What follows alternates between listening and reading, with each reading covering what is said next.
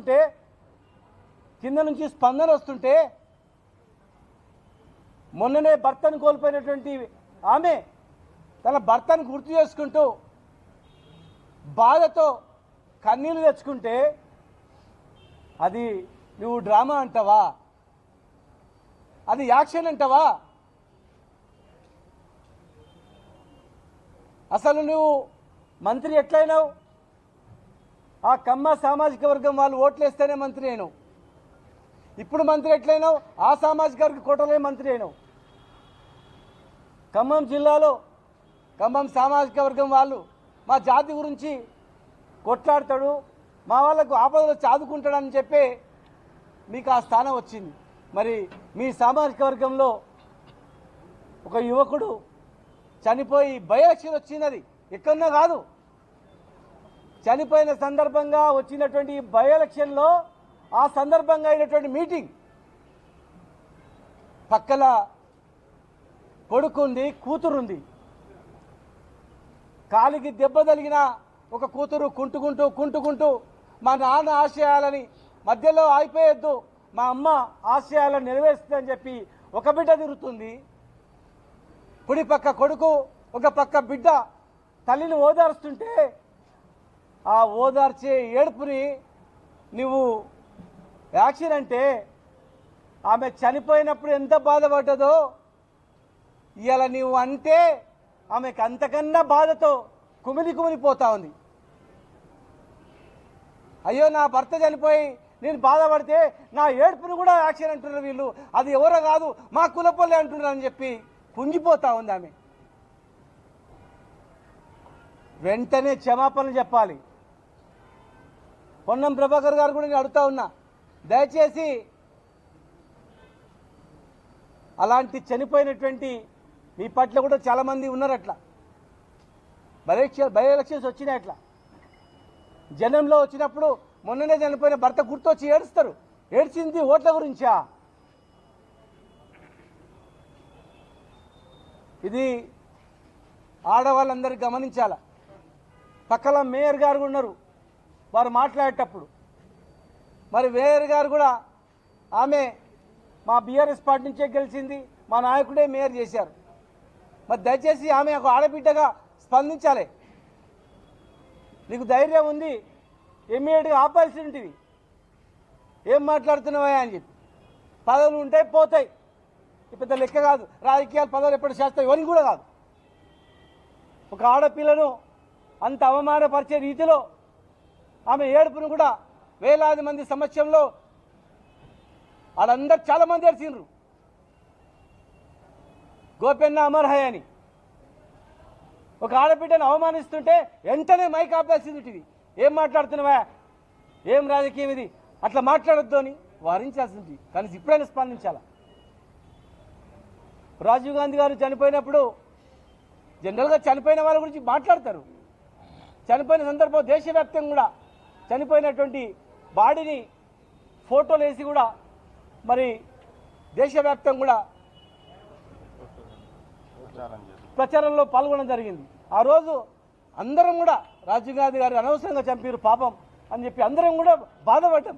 కానీ ఏనాడు కూడా దాని రాజకీయం గురించి ఉపయోగపడుతుంది అనుకోలే. ఒక మంచి యువకుడిని కోల్పోయింది ఈ దేశం అని చెప్పి పార్టీలకు అతీతంగా బాధపడ్డారు. ఇట్లా మీలా కనలే కనీసం ఆడపిల్లని చూసి కూడా మీకు కనికరం రాలేదంటే తుమ్మల గారు, ఒక ఆడపిల్లని కూడా నీవు వదిలిపెట్టలేదంటే, అవమానపరిచిందంటే చాలా బాధాకరం, దురదృష్టకరం. ఇది దయచేసి వెంటనే క్షమాపణలు చెప్పాలి. లేదంటే ఆడవాళ్ళు, ఒక తెలంగాణ ఉన్నటువంటి ఆడవాళ్ళు వీళ్ళు మాట్లాడినటువంటి మాటలు వినండి. కింద వేలాది మంది ఏడుస్తున్నారు, మేము చూసినాం కళ్ళారా, ప్రత్యక్ష సాక్షిని కూడా నేను. వేల మంది ఏడుస్తుంటే ఒక ఆడబిడ్డ భర్త గుర్తు వచ్చి ఏడవద్దా? భర్త గుర్తు వచ్చి ఏడిస్తే కూడా అది యాక్షనా? కూతురు కొడుకును పక్కన పెట్టుకొని ఏడుస్తుంటే అయ్యో తండ్రి లేడు కదా మీకని చెప్పి, చిన్న ఇల్లు అది, ఒక మామూలు ఇంట్లో ఉండి ప్రజల గురించి బతికిండు.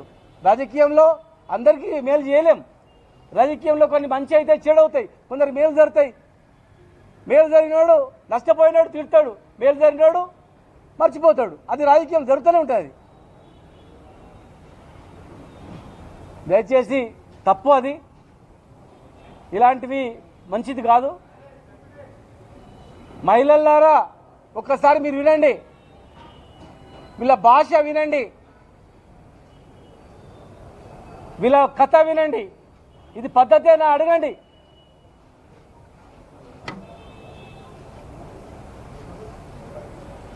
ఒక కమ్మ మహిళలే కాదు అడగాల్సింది, కమ్మ సామాజిక వర్గం వాళ్ళే కాదు, ప్రతి ఒక్క మహిళలు అడగాల్సిన అవసరం ఉంది. ప్రతి ఒక్క మహిళలు బాసటగా నిలవాల్సిన అవసరం ఉంది. వెంటనే తుమ్మల నాగేశ్వరరావు గారు క్షమాపణ చెప్పాలి.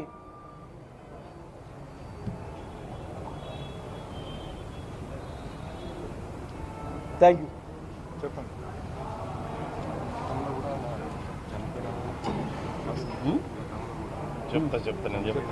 చెప్తా నేను మాట్లాడతా.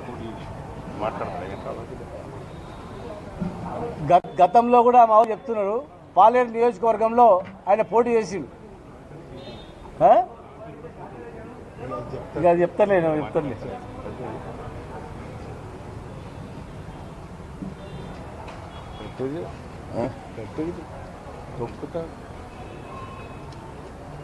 జూబ్లీ హిల్స్ ఉప ఎన్నికల్లో కాంగ్రెస్ పార్టీ అభ్యర్థి ఓడిపోతాడనే భయంతో బీఆర్ఎస్ పార్టీ అభ్యర్థిని మాగంటి సునీతమ్మ గెలుపు ఖాయమనేటువంటి వార్తలు వస్తున్న నేపథ్యంలో ఈ రాష్ట్ర మంత్రులకి కాంగ్రెస్ పార్టీ నాయకులకి వెన్నులో వణుకుబుడుతూ ఉంది.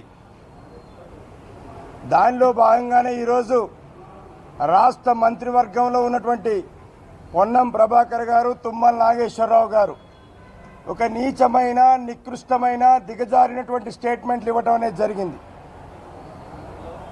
మొత్తం మహిళా లోకాన్ని కించపరిచే విధంగా మాట్లాడటం జరిగింది. భర్తలు చనిపోతే బాధపడుతున్నటువంటి మహిళా తల్లులందరినీ కూడా అవమానపరిచే విధంగా వీరిద్దరి యొక్క స్టేట్మెంట్లు ఉన్నాయి.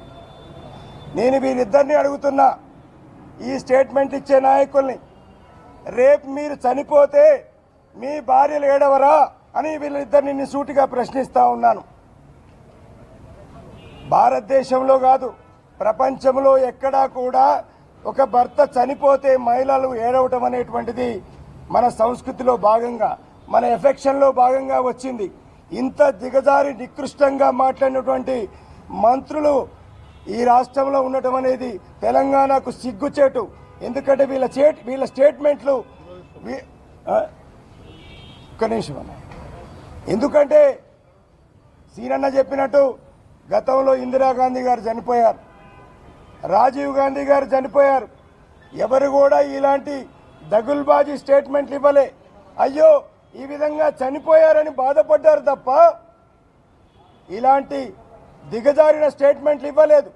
అది కూడా పొన్నం ప్రభాకర్ గారు ఇద్దరు మహిళలను పక్కన పెట్టుకొని ఆయన స్టేట్మెంట్ ఇచ్చాడు. ఒక పక్క మేయర్ గారు ఉన్నారు, ఇంకో పక్క దివంగత పి జనార్దన్ రెడ్డి గారి కూతురున్నారు. వారిద్దరి సమక్షంలో మహిళలను కించపరిచే విధంగా స్టేట్మెంట్ ఇవ్వడం జరిగింది. అదేవిధంగా మంత్రిగా ఉన్నటువంటి తుమ్మల నాగేశ్వరరావు గారు పాలేరు బై ఎలక్షన్స్లో ఎవరి మీద గెలిచారు?